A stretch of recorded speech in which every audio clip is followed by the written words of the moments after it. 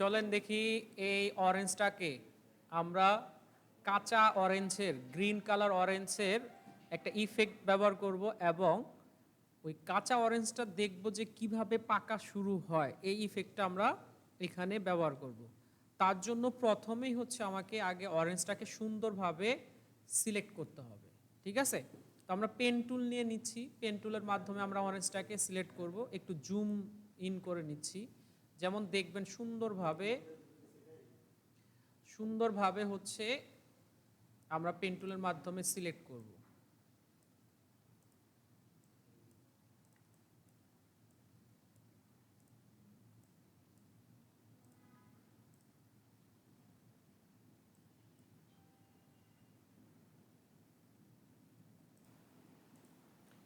তো আমার প্রায় সিলেকশন শেষ, খুব সুন্দর করে সিলেকশন করে নিতে হবে।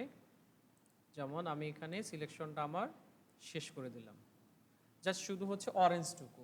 এবার এটাকে অ্যাক্টিভ করতে হবে, কন্ট্রোল এন্টার। অ্যাক্টিভ করার পর আমরা একটা কাজ করব, সেটা হচ্ছে ফেদার, যেটা আপনাদেরকে এর আগের ক্লাসে বলা হয়নি। ফেদার মানে হচ্ছে যদি আমরা কোথাও কোনো রঙের ব্যবহার করি তাহলে ওই রঙটা, যেমন 2% ফেদার যদি ব্যবহার করি, ফেদার মানে হচ্ছে সফটনেস, রঙটা একদম উভয় দিকে, ভিতরে এবং বাহিরের দিকে, এই সিলেকশনের ভিতরে এবং বাহিরের দিকে উভয় দিকে রঙটা খুব সফটলি বসবে। যেমন ব্রাশ টুলের হার্ডনেসটা যেমন 100% করলে হচ্ছে একদম খড়খড়ে টাইপের, প্লেন টাইপের, এখানে ঠিক সেম ফেদারটাও ওই রকমই।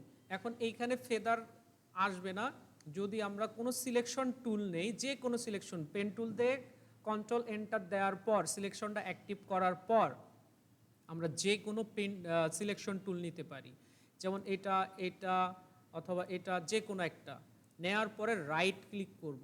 এই টুলটা যেমন নেয়ার পরে রাইট ক্লিক, এই সিলেকশন এরিয়াতে এসে রাইট ক্লিক করে লেখা আছে ফেদার, ফেদার এখানে 2% করব। যদি 5% দেই তাহলে রংটা আরও দূরে দূরে ছড়ে যাবে। যেমন আমি এখানে 5% দিলাম, দেওয়ার পরে একটা নতুন লেয়ার নিচ্ছি, এখানে কালার দেব। কালারটা আমরা এই পাতা থেকেই পিক করে নেওয়ার চেষ্টা করব। এই ফোরগ্রাউন্ডে আসলাম, আসার পরে যেমন ধরেন এখানে একটু গাঢ় সবুজ দেখা যাচ্ছে, তো আমরা এখান থেকে সবুজ রংটা পিক করে নিলাম। এবার অল্টার ব্যাক স্পেস দিয়ে দিচ্ছি, কন্ট্রোল ডি। রংটা দেখেন হচ্ছে একদম এই কর্নারগুলো সফট দেখা যাচ্ছে। আবার যদি আমি এই ফেদারটা কম নেই, রাইট ক্লিক, যেমন এই টুলটা নেওয়ার পরে রাইট ক্লিক, ফেদার ধরেন আরও বেশি নিচ্ছি, 5% কম দেখা যাচ্ছিল, ধরেন 10% নিলাম, অল্টার ব্যাক স্পেস, একটা নতুন লেয়ার নিচ্ছি, অল্টার ব্যাক স্পেস। দেখেন এবার সিলেকশন থেকে ভিতরের দিকে এবং বাহিরের দিকে উভয় দিকেই রংটা ছড়ে গেছে। তো এতটা ছড়ানো যাবে না, হালকা একটু, যাতে কর্নারগুলো সফট লাগে। তাহলে আমরা এখানে 2% ব্যবহার করব। রাইট ক্লিক, ফেদার, সর্বনিম্ন হচ্ছে 2% ব্যবহার করব, তাহলে ফেদারটা সুন্দর আসবে। এবার নতুন একটা লেয়ার নিলাম, অল্টার ব্যাক স্পেস দিয়ে দিলাম, কন্ট্রোল ডি। এরপরে এর ব্লেন্ড মোডটা কি করব, আমরা চেঞ্জ করে দেব, নর্মাল থেকে কালারে দিয়ে দিচ্ছি, তখন হচ্ছে গ্রিন অরেঞ্জ হয়ে গেল। কিন্তু আমার বায়ারের রিকোয়ারমেন্ট ছিল হচ্ছে যে সবে মাত্র এই জায়গাটা থেকে পাকা শুরু হয়েছে, সেই ইফেক্টটা ব্যবহার করার জন্য। তাহলে আমরা কি করতে পারি, এইখানে একটা অ্যাড লেয়ার মাস্ক অ্যাড করতে পারি। করার পর ব্রাশ টুলটা নিব, ব্রাশ টুল এখানে ফলো, ফলো মানে হচ্ছে যদি 100% দেন তাহলে এক ক্লিকে অনেকটা হয়ে যাবে। আর যদি আপনি ফলোটা একটু কমায় রাখেন তাহলে আপনি আপনার মতো করে অল্প অল্প করে, যেমন 100% দেখেন এক ক্লিকে অনেক বেশি হয়ে গেছিলো, তো আমি 13% দিয়ে ক্লিক করতেছি, দেখেন অল্প সামান্য, এইভাবে কয়েকবার ক্লিক করেন তাহলে আপনার পাকার ইফেক্টটা আসতেছে। এটা নির্ভর করবে আপনার কাজের প্রয়োজন অনুযায়ী। তো আমরা এখানে 50% করে রাখছি, করার পরে আমরা ফেদারটা ব্যবহার করব। যেমন এই জায়গাটাতে আরেকটু এরিয়া নিতে পারেন, যে আরেকটু এরিয়া নিলাম, যেমন এখানে এসে জাস্ট একটা, দুইটা, তিনটা, এইভাবেই তো সাধারণত হচ্ছে কমলাগুলো কি পাকা শুরু হয়। ঠিক আছে, তাহলে এইটাই হচ্ছে আপনার কাজ। আমরা এখন একটু দেখে নেই বিফোরে কেমন ছিল, আফটারে কেমন হলো। তাহলে এইখানে চোখটা যদি আমরা অফ করে দেই, যেমন বিফোর দেন আফটার, বায়ারকে আমরা বুঝাবো কিভাবে? এই চোখ অন অফ করে তো আর বায়ারকে বুঝাইতে পারবো না কোনটা বিফোরে ছিল কোনটা আফটারে ছিল, সেটা আমরা একটু এখন দেখে নেই। যেমন এই টুলটার নাম হচ্ছে ক্রপ টুল। ঠিক আছে, ক্রপ টুলে আমরা জায়গাটা, এইটাকে কি বলে, আর্টবোর্ড, আর্টবোর্ডটাকে একটু ছোট বড় করতে পারি, এখানে জায়গা সাইজ অনুযায়ী করতে পারি।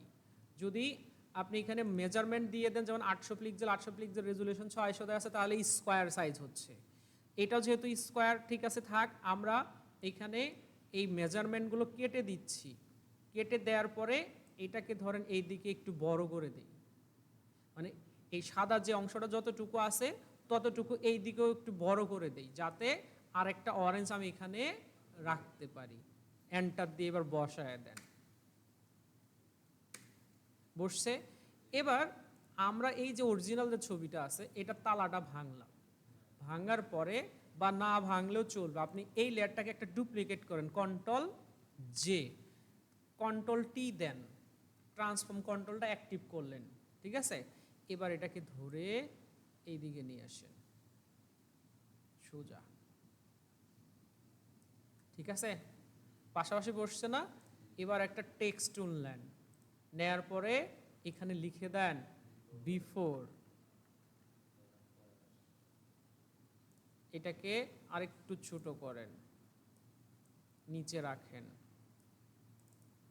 বিফোরে অরেঞ্জ কালারটাই দিয়ে দেন, টেক্সট কালারটা অরেঞ্জে দেন, তবে ভালো হয় হচ্ছে আপনার ব্ল্যাক কালারটা ব্যবহার করাই বেস্ট। আমরা ক্যারেক্টার নিচ্ছি, তাহলে এখান থেকে আমরা অরেঞ্জ কালারটাই বিফোরে কালারে ব্যবহার করলাম। ঠিক আছে, এরপর এটাকেই অল্টার চাপ দিয়ে এই পাশে একটা নিয়ে আসেন, এখানে দিয়ে দেন আফটার, AFTER, এর কালারটাও চেঞ্জ করে গ্রিন কালারটা দিয়ে দেন। তাহলে আপনার বায়ার আপনার কাজের কোয়ালিটিটা বুঝতে পারবে যে হ্যাঁ আপনি কতটা সুন্দরভাবে কাজ করছেন, আপনার কাজটা ঠিক আছে কি না। ঠিক এইভাবে আপনার গাছের কাছ থেকে এরকম পাকা কমলা দেখছেন কিনা আমরা জানি না, কিন্তু আমি দেখছি ঠিক এইভাবেই পাকে। এই জায়গাটা থেকে শুরু হয়, এই জায়গা মানে হচ্ছে যে জায়গাটাতে রোদ পড়ে ঠিক ওই জায়গা থেকেই কমলাটা পাকা শুরু হয়। তো এই ছিল হচ্ছে বিফোর আফটার এবং গ্রিন কালার করার সিস্টেম ফটোশপের মাধ্যমে। তো সবাইকে ধন্যবাদ, থ্যাংক ইউ।